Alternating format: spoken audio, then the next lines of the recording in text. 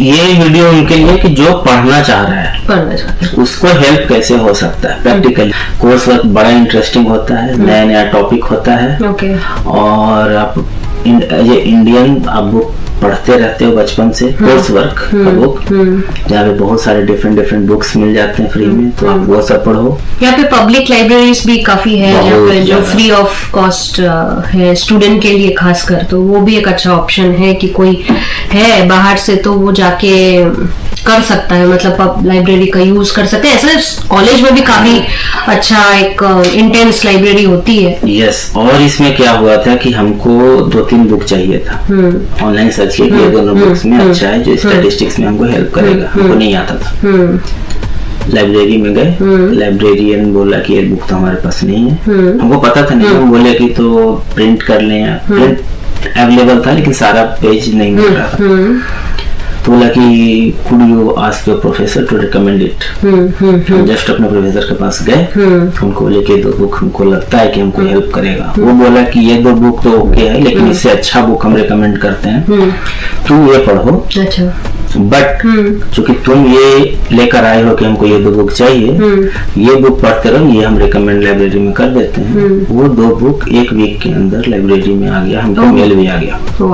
अच्छा, मेरा एक सवाल जो है कि नॉर्वे में पढ़ाई का जो स्टाइल है वो कैसा है? जैसे इंडिया से तो बहुत डिफरेंट है, मतलब इंडिया में एक अलग तरह से होता है, अप्रोच अलग है, पूरा यूरोप का ही अप्रोच अलग है, तो उस चीज से जो स्टूडेंट है वो कैसे कोप करेगा? इंडिया में बैचलर्स का पढ़ाई आई थिंक यूरोप से बेटर है। ओके, मेरा थॉट अपना है, तो इसीलिए बैचलर स्टूडेंट्स यहाँ से मास्टर्स करने के लिए बाहर जाते हैं। बट मास्टर्स का पढ़ाई यहाँ पे गजब का डिफरेंस है। अच्छा। सारे कोर्स वर्क ग्रुप वर्क है, एग्जाम्स आपको ग्रुप में देने हैं। ऑलमोस्ट सारे एग्जाम पेपर आपको एटलीस्ट 1-2 मंथ पहले मिल जाता है। एग्जाम पेपर मतलब क्या ये इंडिया में तो नहीं होता है ऐसा कि एग्जाम पेपर मिल जाए? गवर्नमेंट लेके चलता है एग्जाम पेपर, तो एग्जाम पेपर मिल जाना मतलब थोड़ा सा, will you please throw light on this? हाँ, तो मान लो डेटा साइंस का हमको एग्जाम चल रहा है, डेटा एनालिटिक्स का एग्जाम था, 2 मंथ पहले ही वो एग्जाम पेपर मिल गया। ये 20 क्वेश्चंस है, आप इसको सॉल्व करके लाओ, वो भी इन ग्रुप ऑफ 2 और 3। ओके। अब इसमें है कि चैट जीपीटी आने के बाद सिचुएशन चेंज हुआ है, कि प्रोफेसर भी कंसर्न है कि होम एग्जाम का फिर कोई मतलब बच नहीं रहा है, क्योंकि सारे आंसर एक जैसे आ रहे हैं। ओके। सब पहले ग्रेड ए लाना टफ था, उस पे बहुत सारा ऑनलाइन डिस्कशन भी चल रहा है। प्रोफेसर बोल रहा है कि आज तक हिस्ट्री में ऐसा नहीं हुआ। वो कौन सा स्टोरी शेयर कर रहे थे, कहाँ का? MIT का ये है कि स्टैटिस्टिक्स में हमारा जो एग्जाम था स्टैटिस्टिक्स का, उसमें मेरा भी बी आया, और जो कर्व है वो अराउंड 1 आने वाला 1-2 होता है क्लास में, बी थोड़ा ज्यादा होता है, मैक्सिमम सी में रहता है। अच्छा। जो कर्व है, लेकिन MIT का प्रोफेसर से बताया कि सारा शिफ्ट हो गया टुवर्ड बी एंड ए। तो बोला कितना टैलेंटेड हो तुम लोग, हो नहीं। तो सारे एग्जाम जैसे मिल जाते हैं, और इसमें बहुत सारे एग्जाम यहाँ पे ऐसे भी होते हैं जो डिफरेंट टॉपिक्स होते हैं। आपको दे दिया जाता है कि इस एग्जाम के रिलेटेड आप टॉपिक खुद सर्च करो। ओके। आप खुद उस पे लिखो, खुद ही उसको डिफेंड करो। टॉपिक कैसे मतलब सर्च करें हम खुद ही करें। तो क्या हमारा जो माने जो भी है प्रोफेसर वो हमें गाइड करेंगे कि हमको क्या टॉपिक चूज करना है? Just for example network analysis का एक पेपर था। ओके। उसमें हुआ टीचर प्रोफेसर बोले, 2 प्रोफेसर पढ़ाते थे कि आप 2 के ग्रुप में डिवाइड कर दिए, और पहले था कि इधर आप खुद सेलेक्ट कर लो ग्रुप, या हम रैंडमली करते हैं। तो हम लोग खुद ही सिलेक्ट किए। उसमें था कि आप खुद ही टॉपिक सिलेक्ट करो कि आप आपका रिसर्च क्वेश्चन क्या होगा। उसका एक फॉर्मल प्रेजेंटेशन आप बनाओ 5 स्लाइड का, 10 मिनट से ज्यादा नहीं होना चाहिए।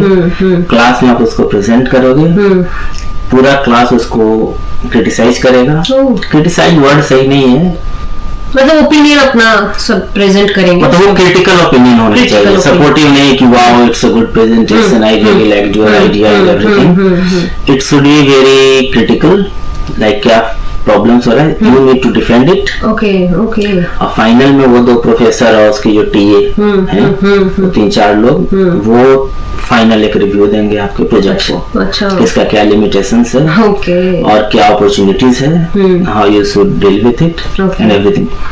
सो उसके बाद you need to change your topic और मॉडिफाई योर टॉपिक और stick with topic, your topic, it's your decision. Okay. और जब फाइनल हो जाएगा, एग्जाम सबमिट कर दोगे तो फिर आपका ग्रेडिंग आएगा। ओके। तो हमने सेलेक्ट किया था, एग्जाम्पल बता रहे हैं कि मेरा टॉपिक था वो था कि फेसबुक का यूज जो है ह्यूमन ट्रैफिकिंग के लिए कैसे होता है जी। ओके। तो इंडिया में बड़ा केस हुआ था उस समय, अभी भी होता है कि फेसबुक पे अगर आप जस्ट लोनलीनेस लिख रहे हो या कुछ लिख रहे हो तो बहुत सारे प्रेडेटर्स हैं बैठे हुए, वो आपसे बात करना चालू करेंगे, फिर बोलेंगे आप यहाँ आ जाओ, हमसे मिलो, फिर 2-3 राउंड मीटिंग के बाद वो kidnapping in the sense and करते हैं और किसी तरह से मेंटल आपको ठीक है हुक किए और चले गए। तो हमारा था कि फेसबुक का रोल इसमें क्या है। ओके।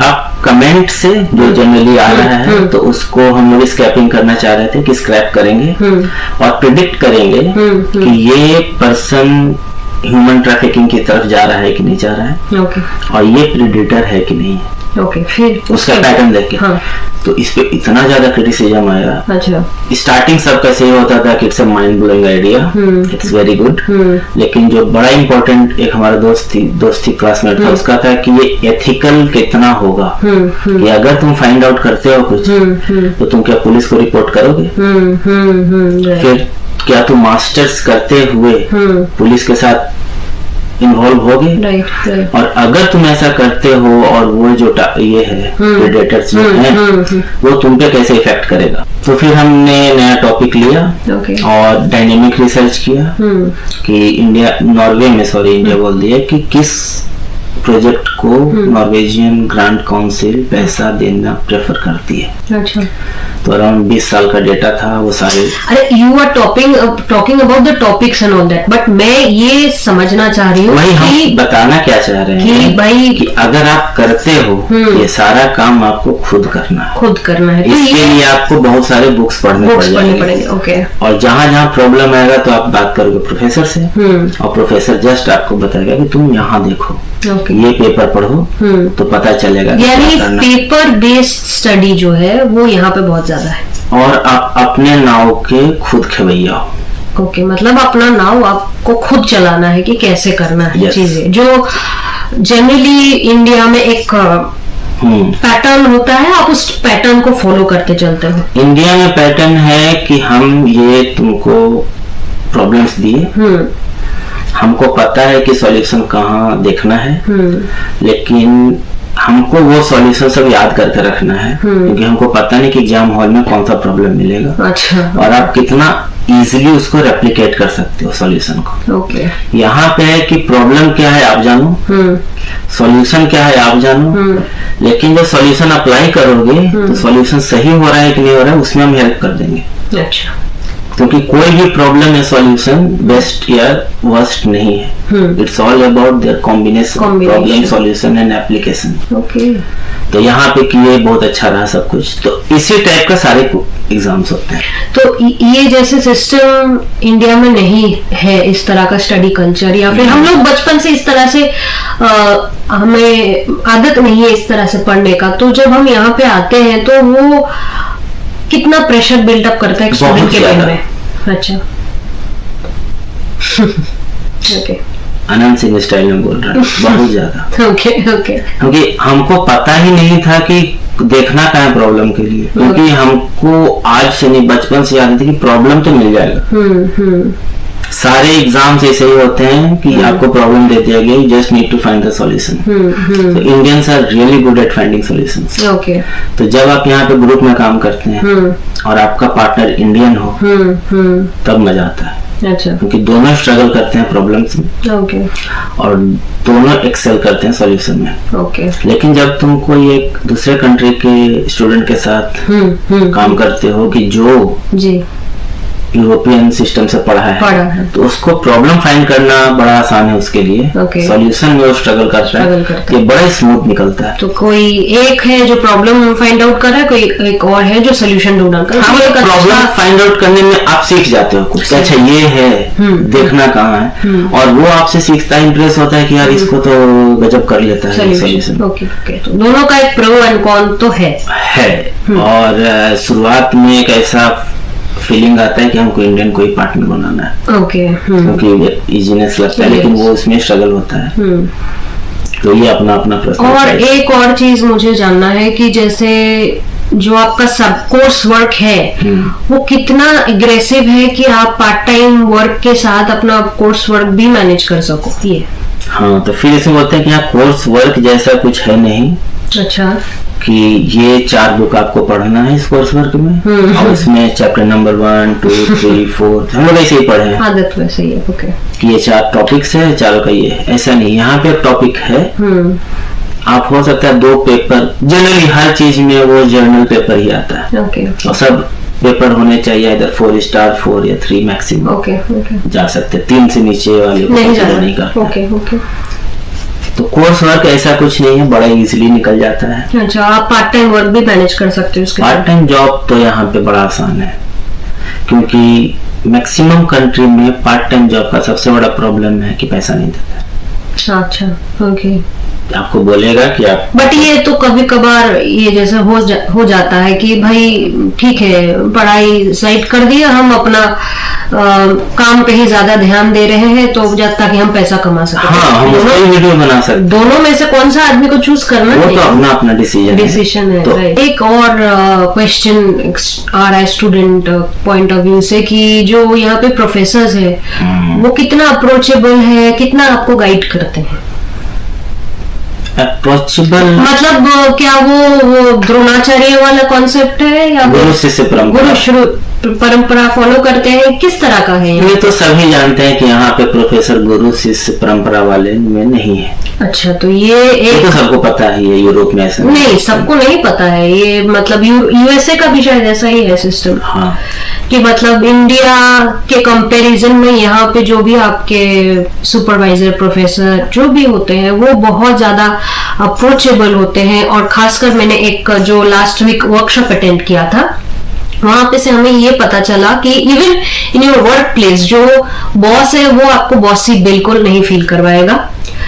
वो इतना ज्यादा अप्रोचेबल है, इतना ज्यादा डाउन टू अर्थ है इन Norway and in Scandinavian countries that आपको वो फील ही नहीं होगा कि भाई मतलब ये इसके साथ हम ये नहीं कर सकते, उसके साथ वो नहीं कर सकते। These boundaries are not set. तो ये एक काफी अच्छा एक पॉजिटिव आपको वाइब देता है, एक आपको मेंटल प्रेशर से आप थोड़ा सा कहीं ना कहीं थोड़ा, हम ऐसा नहीं बोलेंगे कि मेंटल प्रेशर ये ईज करता है। अच्छा, एक्चुअली मेरे लिए ये मेंटल प्रेशर बढ़ा दिया था।